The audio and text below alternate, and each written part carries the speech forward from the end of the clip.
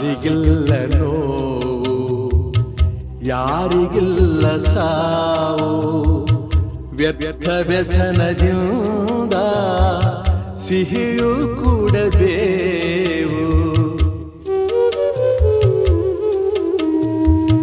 ಬಾಡುವೊಂದು ಸಂತೆ, ಸಂತೆ ತುಂಬ ಚಿಂತೆ, ಮಧ್ಯಮದಗಳಿಂದ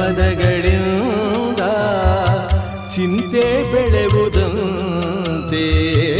ಅಂಕೆ ಇರದ ಮನಸ್ಸನು ದಂಡಿಸುವುದು ನ್ಯಾಯ, ಮೂಕ ಮುಗ್ಧ ದೇಹವ ಹಿಂಸಿಸುವುದು ಹೇಯ.